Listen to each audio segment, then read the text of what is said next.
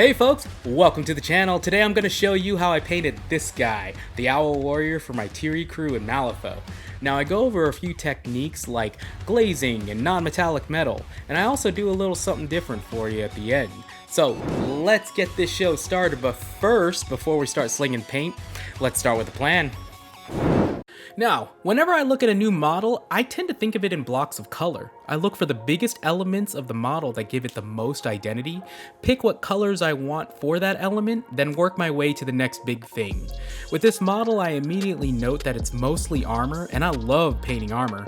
I also decided early on that I'll challenge myself with painting non-metallic metal without an airbrush.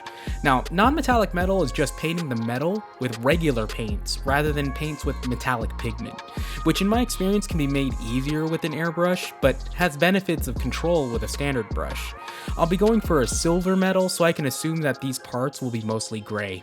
The next element I consider is the skin tone. I decide to paint the skin turquoise, keeping it close to the source art, and it gives me the idea of giving the armor a blue or turquoise tone to it to tie it in with the skin.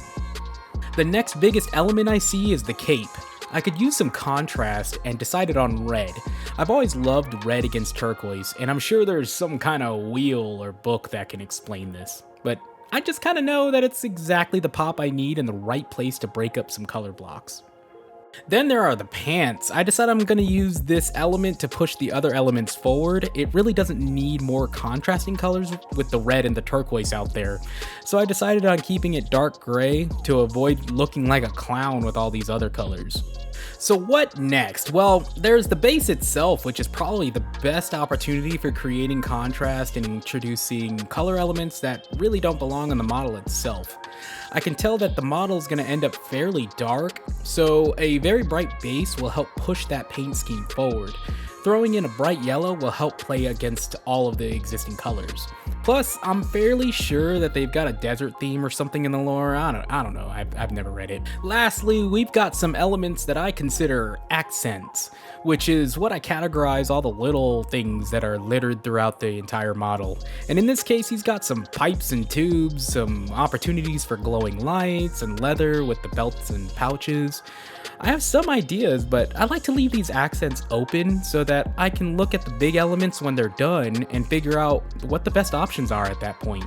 These are great opportunities to add more contrast if it's needed, or use colors that put these elements in the background to push the other stuff forward and help break up any repeating or similar colors. Okay man, enough planning, let's dive in and start with that turquoise skin. I start with Vallejo Game Color Turquoise for my base coat. Whenever I start base coats, I tend to paint at least 2 passes, with the first coat focusing on capturing all the areas that need paint to sort of tag it, and a second pass after it cures to saturate the color so that every area is uniform and solid.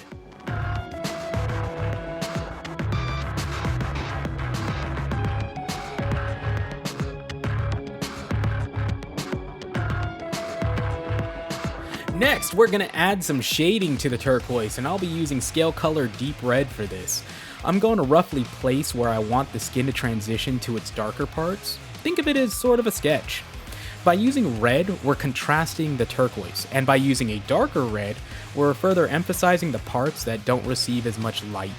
Now, this is actually different than how I usually paint skin, as I usually would like to start with my darker colors and layer up to the lighter ones, but I figured with the sharp transitions over a small surface area that my traditional technique will end up looking more like red than turquoise, and I always like to apply at least one new technique to try on new models. Now we're going to try to smooth out the transition from dark red to turquoise by using some medium with our paint. Now I like to use GW's Lamian medium for this, but you can use water or any other type of matte medium and mix it in with a turquoise. I usually start with like a 50-50 mix. What this does is cut the amount of pigment in your paint down so that when you paint with it, it's more translucent. I think this is what folks consider a glaze, so I'll just go with that. And when I paint with this glaze over the red, it's going to smooth out that transition by creating a layer that shows red underneath the turquoise. And the same brushstroke that goes over the turquoise part will simply further saturate that turquoise. I don't know if this is how other folks use glazing, but back in the day when I read about it in a White Dwarf magazine, it's what I imagined, so it sort of stuck. And Lamian Medium was the first one I used to try the mixing with, and I liked it and I learned to work with it. Since then, I've tried a bunch of other mediums, and I tend to go back to Lamian Medium as it's the one I'm most comfortable with, but try experimenting yourself to find what you like. You may watch these clips and think it isn't doing much, but the trick comes with progressively adding layers and using a thinner glaze, so inherently it won't be so apparent until you've thrown on several layers. It's a tedious way of blending, but it offers a lot of control. And here you see me doing the same thing but with the red. At first I did a 50-50 blend but found that it wasn't strong enough, so I added more red and was more pleased with how it stained the turquoise. Now going back and forth between these two glazes is the trick to having more interesting transitions and blends. One thing that helped me work with glazes is the idea that your brush is a mop, and some folk tend to expect it to act like a marker. When you're mopping your paint, you're likely gonna have more pigment and medium end up where your brush leaves the surface. This behavior becomes important when you're working with thinned down paints like this, so the direction of your brush strokes really matter because it's where your paint will end up concentrating. So you may see how I tend to brush my red glazes toward where the red shading resides. Remember, your brush is a mop, the world's cutest mop for a mouse. Here I am going back to a turquoise glaze. You'll just keep going back and forth until you're happy, or until you realize that you're never happy, then just pick a place to stop before madness creeps in. I like to stop right before crippling depression, but hey, pick what's right for you.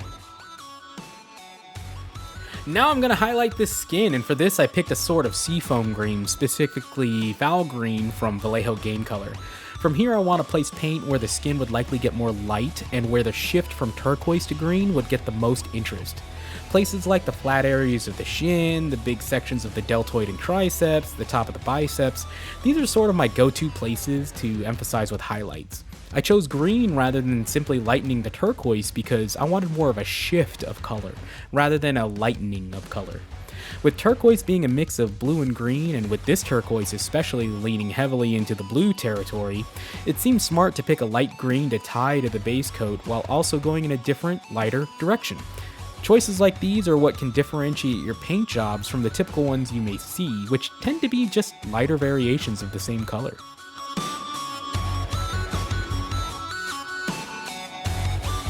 With the skin tone done, I decided to start on the base since it's a big area and can help with color choices later.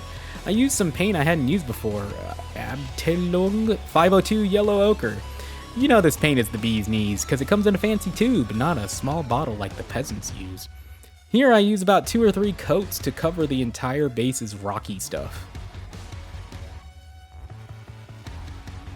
Then I use Naples Red, a sort of orange color, to put some shade where I think it could use some. Honestly, I'm just kind of winging it here. I hadn't tried anything like this before, but I had some ideas on how to tie it together. Now I throw on some highlights using Naples Yellow. Since it's the first time I've used these paints, I kind of roughly apply these highlights to see what comes out. I found that the coverage is excelente for a yellow, and I start to creep in that brighter color more toward the shaded areas to give a brighter tone to the whole thing. Whenever I'm experimenting like this, I make sure not to get too married to any single idea I may have had when I was planning it out. I remember thinking to myself when I painted here that I loved how bright this thing is going to be, but the Naples Red that I used isn't going to cut it in terms of contrast by itself. This led to some inspiration to try on the base, but I couldn't do it until the end. So with this idea I had in mind, I chugged along, applying the Naples Yellow until I decided to blend the colors more. And here I start blending the yellows together. This time, I'm not going to add any medium or anything. I think that the rough surfaces and the random pattern of the rock doesn't need to have the smoothest of blends. So I just go over the layers with like the 3 colors to smooth them out, but only to a point. I'm mostly making the coats more solid and adjusting where the bands of each color reach out to. You may have noticed that I didn't paint the rubble between the slate much past the base coat, and even then I didn't do much of a solid coat. Don't worry so much about that, it'll get taken care of with that idea I have at the end, but just making sure that there's a foundation of the yellow to work with later, and give myself an idea of how the majority of the base will look.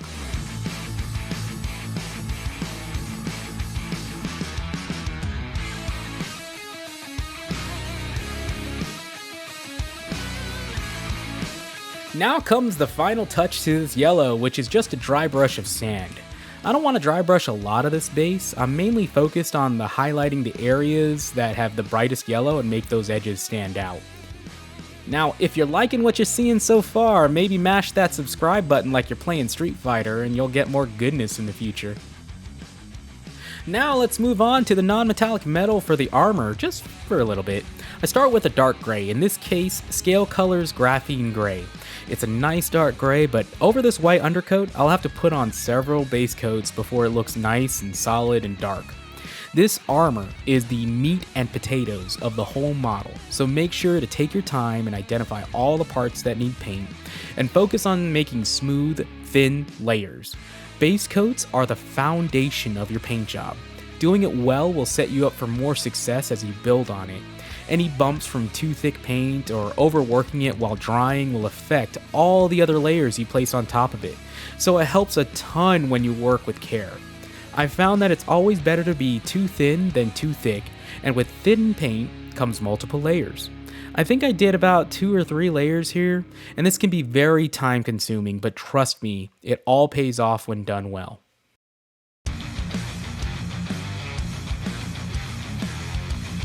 Now after doing that coat, I felt like I really wanted to cleanse my palette, so I started working on the cape, and in the spirit of trying new things, I decided to start with my purple shading rather than starting with the red base coat. In this case, I'm using GW's Xarius Purple. Because I primed the model with white ink sprayed over black, I was able to place this purple in the shaded areas first. I think this is what some folks call pre-shading or something, I don't know. I learned how to paint over black primer and I didn't try anything different for a long time. And I didn't know how this was gonna go, but I knew it would certainly look goofy before it looked good. So worst case, if I didn't like how it was going, I'll just paint over it with a base coat of red. And here's where I paint the base coat with that same dark red from the skin part. It actually does super well over this white, and when I start going over the purple, that transition is just chef's kiss, oddly satisfying material. The cool thing is that since I use the same red from the skin tone, it'll really help with pulling those different colors together. And the purple shading works really well because red and blue make purple, right? Red cape, bluish skin, seems like science. I'm pretty sure that wheel talked about it, I don't know.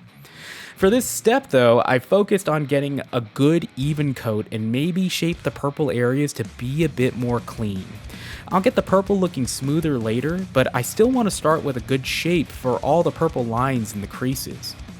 And would you look at that? I mean, I'm getting pretty pumped for this cape, man. It's looking for the sexy.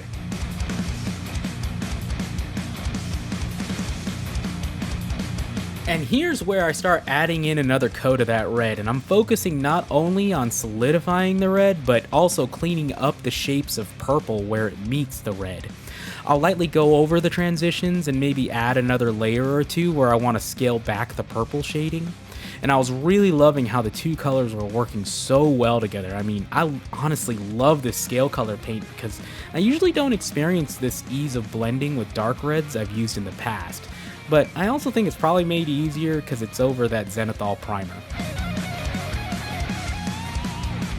Now here's the cool payoff part. I use GW's Evil Sun Scarlet, which I still call Blood Red and I'll never change. I start by placing a substantial set of highlights where I felt they were needed, and I make sure to leave plenty of that previous dark red around so that I still have a wide range of red everywhere. I just don't want to lose that base of dark red, and making sure to leave larger bands of the dark red helps sell the transition from dark to light. I plan on going further up with the highlights, which guides me to make sure I keep fairly big bands of this blood red where I plan on adding more highlights. I like to think of it as like my new base coat in terms of coverage, kind of zoning off areas that I designate as mostly dark red, separated from the areas that get most light as mostly bright red. It's hard to explain, but basically instead of thinking of the cape as like a single cape, I think of a section broken up into further sections like top of cape, mid cape, and bottom of cape. The top is mostly bright red, mid is mostly dark red, and the bot is mostly purplish. These aren't really rules so much as targets, and I guess the best way for you to get a better understanding would really be just paint more capes and see what works for you. Wavy cloth can be really tricky sometimes, especially with models in the Malifaux range, as the values, or rather the hills and valleys of the cape, can sometimes be really shallow.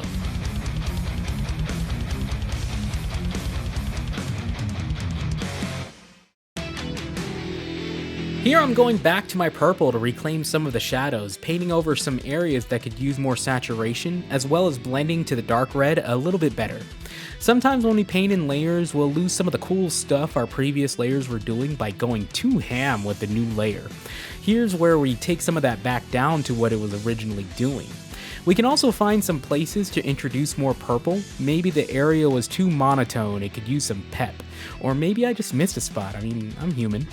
Really though, it's kind of like a reset that you wouldn't see without the other colors on the model. And now I'm doing the same thing but with the dark red, painting it over the blood red to bring it down a notch where it's needed. Having a thinner glaze helps that blend too.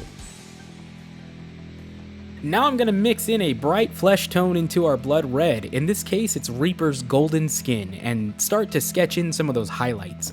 Adding in a bright tone to lighten red is a really good tool to add to your arsenal, as it brightens a color without getting all crazy weird extreme like when you add pure white. You avoid getting that sort of flat pastel color, and I don't want my model to be as flat as house decor in the 90s, I want my colors to punch you in the face. So for even more intensity, you can try swapping this out for like a bright orange. I don't plan on going any further up than this, as it's a pretty wide range from this color down to the purple, and going further it starts looking like a kaleidoscope, so I'm going to keep these highlights fairly minimal. You know the story by now, we're going to go back with that blood red and glaze it over this highlight color to soften the blend. In some cases I go over the entirety of the highlighted section, like if it's in the lower section of the cape. That thin glaze of blood red over the highlighted area will still be brighter than the blood red on its own, so it's not like it's wasted effort, you're just adding more variations of highlight to the cape while using the same tools. For the other areas where you'll want a smooth blend, with a thin glaze you want to set down a layer, let it dry, then go over that same area but pull a bit further toward the side you're blending to.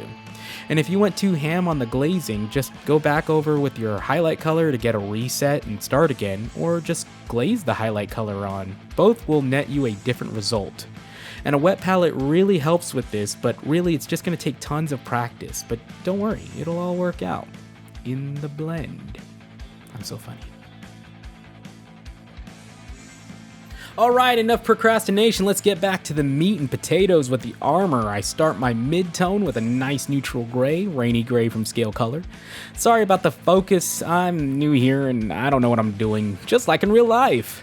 Now, here I'm going to start roughly sketching in where I want to place my highlights for the metal. This is really no different than how I did the cape. The only tricky thing is that shiny metal is going to reflect light a whole lot differently than some cloth like a cape. So you just need to adjust how you place these colors with more of an emphasis on where the light sources are coming from, the curves and the angles of the armor in relation to those lights, and tighter gradients from dark to light. Remember those art exercises where you drew a cone and a cube and a sphere?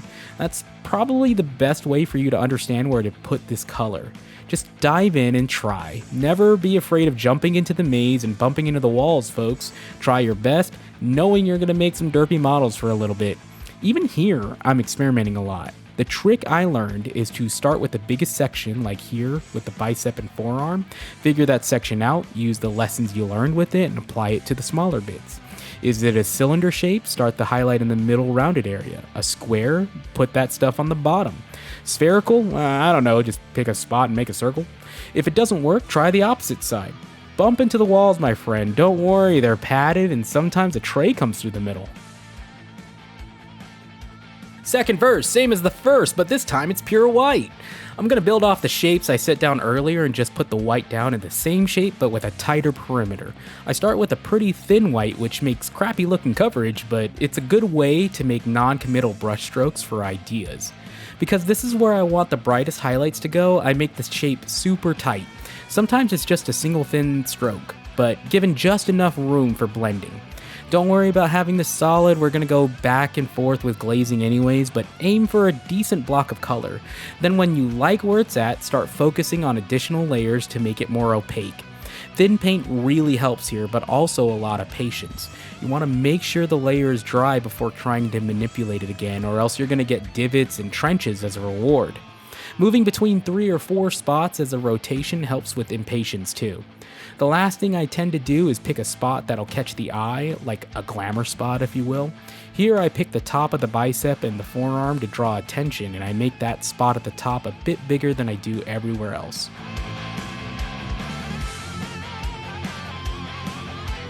Here we are glazing again. This gets tedious fast, and it's gonna look like we wasted some effort in the previous steps sometimes, but it's really worth doing, and the white we paint completely over isn't a waste at all, as we needed it there in order to get a good blend. Using some medium or water with our neutral gray, I start working on the perimeter of the white to blend the two together. The first layer or two will be really hard to tell you did anything, or it'll look really bad. Experiment to see how thin you like your paint and figure out your preference. I found that it's better the thinner the mix, but it takes more time to see. Just trust that each layer you're adding more gray, and it won't really be visible until after several layers. The same advice of letting your paint dry before manipulating it again still applies here, and I make sure to tackle both the blend from gray to white as well as from gray to dark gray. I'm sure that some folks are going to watch this and think, my man, you're doing so much pointless work, there's a better way of doing this, and to that I say, you're probably right. This is just the way I paint non-metallic metal, and I'm just guessing around here. Here I start glazing some black, and because black is such a strong color, I actually mixed more medium than paint on my palette, as I'd rather have it too thin than to accidentally stain this too dark. I just throw this in the dark gray areas that need a band of black to push it further down. Because I started with a dark gray base, it gives me more room to push the shading further like this. And it's okay to hit the neutral gray, as long as it's a super thin glaze, it'll actually work out pretty well. Now here I am doing the same thing with a glaze of white. I'm mostly focusing on expanding the perimeter blending and saturating those glamour spots. You'll be surprised at how this step gives such a soft, subtle effect with the light. But feel free to skip this if you want, it's not always necessary, but it does make me feel good.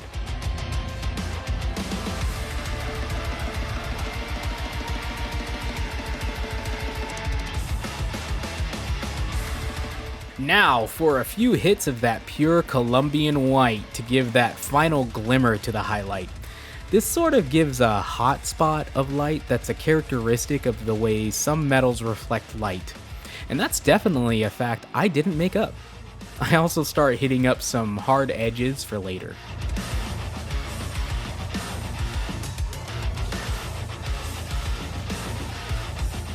Did you think all of this was tedious? Well, get ready for some black lining where you'll take some thinned down black, contemplate the last time you drank coffee, and carefully start drawing in lines between every panel of the armor. Now this takes some patience, buddy. Hell, a whole bushel of patience even. But this is the trick that really sets your metal apart and really helps sell it all. Practice breathing control while painting, make sure to rinse your brush often, and thin your paint. Maybe keep small children away because you will curse the air around you with a fervor that's más fuerte. But with practice, you'll learn to pull it off with minimal fuerte. Now that's out of the way, we're going to throw on some edge highlights using pure white. This is where you can fix some mistakes you made with the black lining earlier.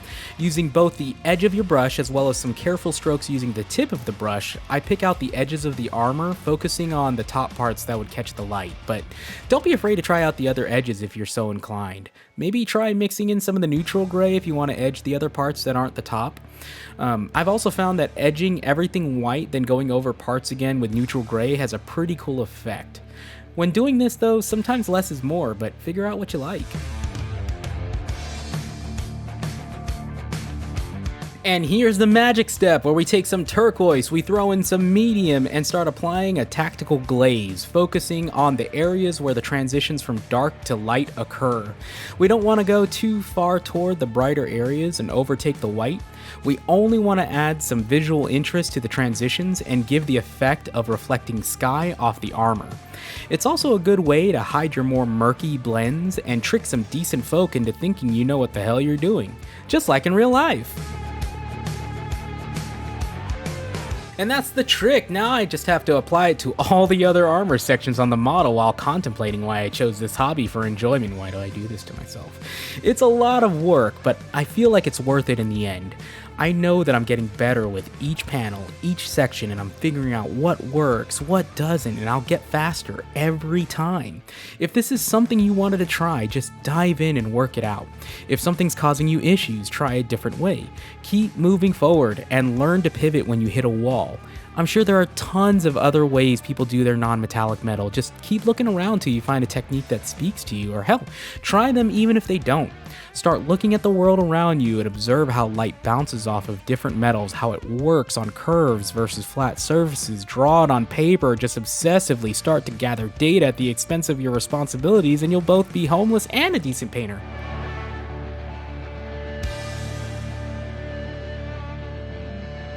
Now we're going to move on to the accents, starting with that little air tank that's attached to his side. I get a heavy brown from Malifaux and put on a base coat, which is kind of tricky due to the placement. I'm intending to do gold non-metallic metal, but I also start cutting some corners later on as I realize how long I've spent on this little dude so far, and I need to move on to other models. Now I'll grab heavy gold brown and place some highlights using the same principles outlined before in the other metal parts. I only quickly placed these highlights down and didn't focus too much on blending smoothly, later adding in more white for further highlights. When I paint, I tend to get a little too obsessed with making every part of the model as neatly painted as I can, but sometimes you just gotta tell yourself that it's okay not to spend too much time on detailing a part or two. Sure, this could be a cool bit, but really it's not going to draw too many eyes compared to the other metal and the cape, so save yourself some sanity and learn when and where it's best to cut corners. In fact, I'm pretty sure I consciously chose to not go too crazy on this tank and the pants when I was planning it out, which can be pretty handy to keep in mind because you can give yourself room to add details later if you choose to do so in the future. Also, I'm pretty sure I was over this part pretty quick because the placement was a bit annoying. Now onto the leather, where I cheated and used a paint set from Vallejo that included a guide because I'm a weak man who struggles with brown. The set includes these colors, my favorite being Smoke, which is actually a pretty versatile paint when used creatively. I start with a base coat of chocolate brown over all the leather bits. You may need an additional layer when painting over white, and try not to use actual chocolate, it's tempting, I know. Next up is a highlight using Flat Earth, which is both a paint color as well as a theory I could have sworn we got past long ago but keeps popping up something fierce. Notice how I'm highlighting away from the flap to help emphasize some shadows later on. For this next highlight, we're going to create some texture using dark sand. Here we want to give the impression of scratched and worn leather, focusing on the edges. Now, although it's perfectly fine to be messy here, I'd suggest using a fairly thin and sharp brush rather than being lazy like me and thinking a fatter brush will be just fine. I could have gotten cooler lines if I just swapped brushes, but just like the tank, this will be fine enough with the next steps. If you see any scratch marks in the sculpt, just make sure to follow the highlight there, but otherwise you can just make stuff up and see what you like. Don't copy me, kids. Start somewhere in the back for your experimentation rather than somewhere prominent like I did. Now we're going to thin down some smoke to have a wash consistency and just douse the entire thing with it. What this does is create a sort of filter and brings all the different colors together, and since it's fairly dark, it'll create shadows in the recesses where we left the base coat, like in the flap. Once that's completely dry, and I mean completely, we're gonna use GW's Nuln Oil to add more concentrated shadows, like where it meets the pants or in the flaps. Don't worry too much about getting it on the pants, but try not to get it anywhere else that's already done or accidentally flick paint by going too aggressively.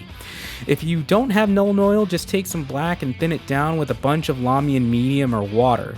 And I love Nuln Oil, but so does everyone else, and I find that it's like the most often sold out paint in any store. Finally, we're going to emphasize the scratched parts by throwing in some solid black lines where the prominent scratch highlights are.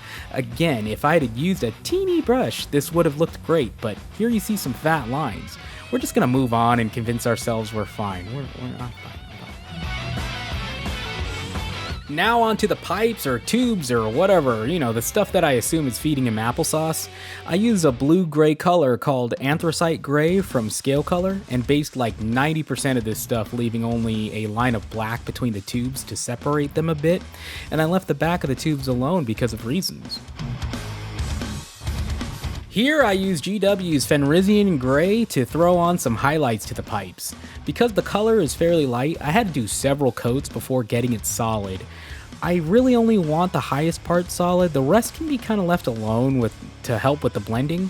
These tubes luckily don't have too many kinks in them or other details, making it a lot easier to paint. I actually use this color combo pretty often as it's a great way to introduce cool tones into a model without going with an obvious approach by like adding in blue or purple everywhere. Here it's doing double work, tying in those grays with the turquoise. Or at least that's what I tell myself. And finally, we blend the two colors together by glazing that original Anthracite Gray onto the highlighted Fenrisian Gray. If you highlight it with this step in mind, it can be made pretty easily into a buttery blend. Now, are you starting to see that I use variations of this blending tech pretty much everywhere else on the model? Even though it may feel like they're different, it's just varying degrees of layers and blending, but the root of it all is right here. And I figure while I'm down here and the pants are based with that graphene gray, I may as well do a heavy wash of Nuln Oil, and I mean heavy, like so heavy. If it were an element, it'd be like the heaviest element. One reason why I'm using so much wash is so that it's uniform when it dries. If I use a small brush with a small amount of paint, I run the risk of it drying too fast before being manipulated, which can cause all sorts of headaches like streaking or just patchy results. Remember that your brush is like a mop when moving this amount of paint around. Another reason why I do this is so that I can take this gray down further toward black without it actually just being jet black. This way I get more room to shade with pure black if needed, and I found it's a great way to give an impression of that black color without going too flat or too gray.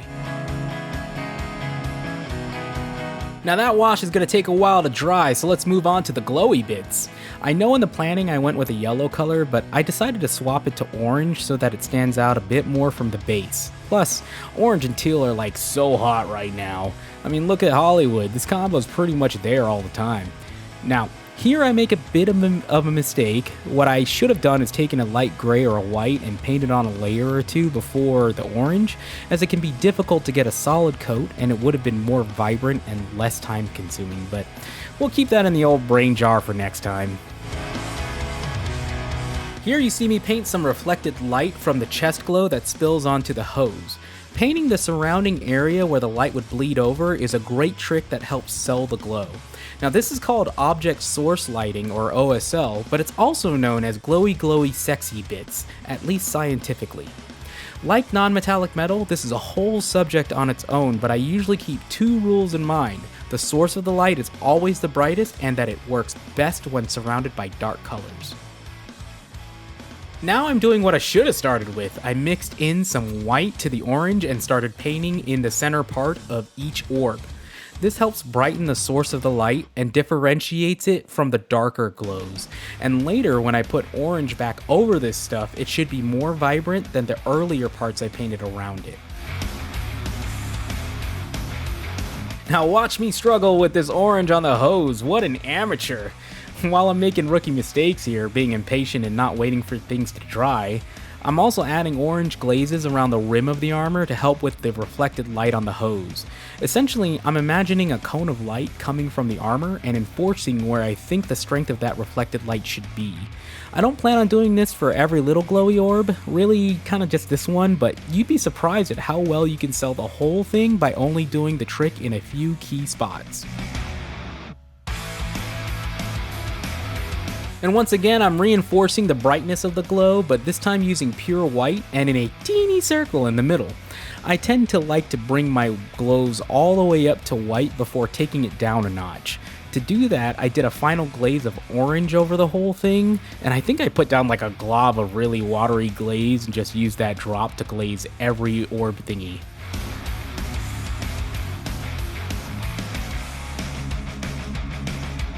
And now we're getting back to these MC Hammer pants. I actually take the original graphene gray that was used for the base coat and start my first highlight. And I intend to cover about 90% of these pants, leaving only the deepest recesses alone. Now some may think that I wasted time by doing that very heavy wash over the whole thing just to paint the same gray back over again, but I actually used the wash as a guide to figure out what folds need to be painted, which ones can be combined as their folds aren't too deep, and to leave a more natural shadow.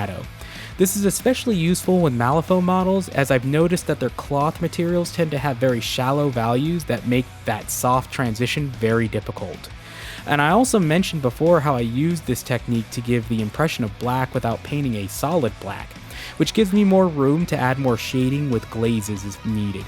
I came up with this method way back in the day, and for a long time, it honestly was how I did all my colors for years: base coat, wash, base coat, highlights.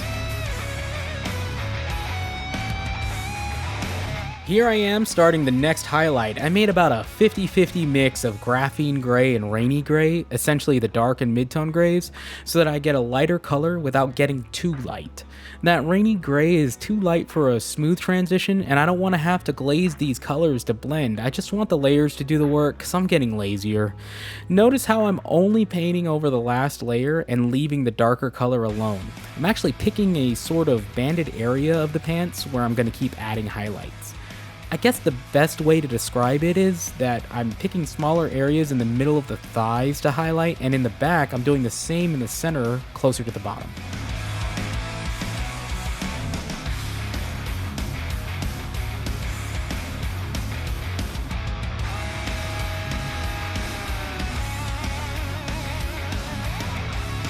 And now I'm doing the same thing in a smaller area using rainy gray.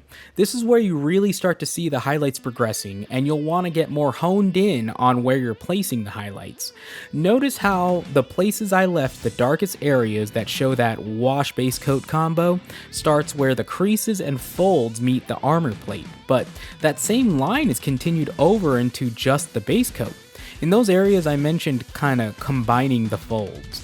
It's hard to describe, but this layer of highlight is where you sell that transition. Here it's much easier to just simply layer like this than say the cape, because the majority of the cape flows with no real crease and needs glazing to smooth out the transitions, but this one's a lot more creasy. Now the last highlight is just to push it a little forward. I think I added like a tiny bit of white and chose very small areas to put them in. Be careful to make these look natural, as the further up in highlight you get, the more subtle you'll have to be, and it'll take more care to sell the cloth, which usually doesn't have uniform highlights compared to, say, something more reflective. Now, I know I mentioned I didn't want to do any glazing, but I ended up taking some Nuln oil and doing some quick glazes to sort of add a filter to the shading that meets up with the darkest areas toward the crotchal region. This should add a bit of depth to the shading, making a smoother transition with very little effort. A good tip to keep in mind is to think of the mop again. You want to place a bit of wash, but then when you're mopping it around, you want to focus on ending your brush strokes toward the darker areas rather than the other way. Doing it this way will make sure that to end that brush stroke, which tends to bring the most paint along, right where everything's already dark. And if you do it the other way, you're going to end up with a brush stroke with a big old blob, and it's just harder to taper off that line that way. And you may see me break this rule here and there, but hey, I'm allowed to be inconsistent. I made it all up. But with this done, we're finally going to hit the home stretch where we get to do something different than just boring old brushwork. Now we're gonna finish this base by busting out some good old dry pigments. I rarely ever get to use these in most of my paint jobs, but I actually love this stuff. Now, some of you may not be familiar with dry pigments, and it may look intimidating, but once you get the hang of them, you'll see that they're a great tool for cool transitions as long as you keep some things in mind. 1. It's messy. Make sure to use these over like a paper towel or something you don't care about. 2. When painting with your brush, it's a mop. Here, it's more like a stabby broom. 3. Start with a little, then start adding more to taste. Experiment a bit. And 4. Wear a mask, kids. You don't want to be breathing this stuff in. I use a glove as well because it gets messy on your hands. I start experimenting with a color that's close to the base's darkest yellow and start stabbing around, figuring out the amount of pigment that I like to use. Now that I'm more comfortable, I move over to a rusty red color to start stabbing in some cool transitions, and boy am I loving this combo. It really does give an interesting shade to the yellow while contrasting with the turquoise of the little guy. Now I'm slowly moving up higher on the rocks when I stab and sweep to test what it looks like, because once you put this stuff on, it's hard to take it back. And don't forget to tap the excess dust off every once in a while. Keep sweeping and stabbing till you're mostly happy. Try not to get hung up too much because we've still got more to add. Now I'm moving on to the black pigment, and I start this with very little on the brush because it's such a strong color, and you can always add, but you can't really take away. I've used this as sort of a way to give the impression that explosions and stuff happened, using the sculpt of the base to tell that story.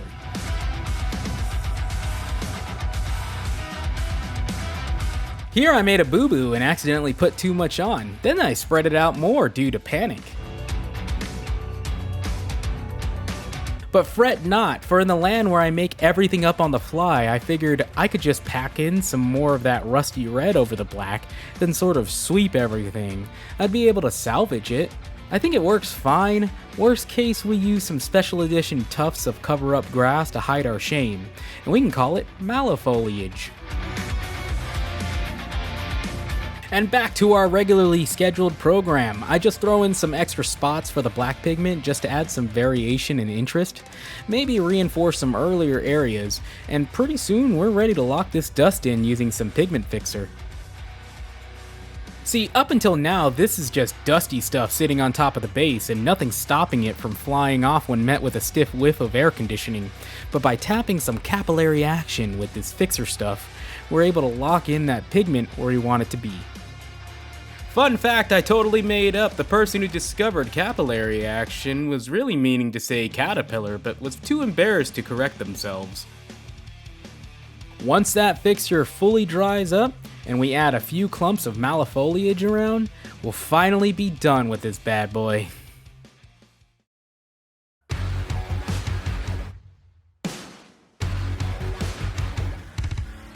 And there you have it, one minion in the crew down, and hopefully you learned a thing or two along the way.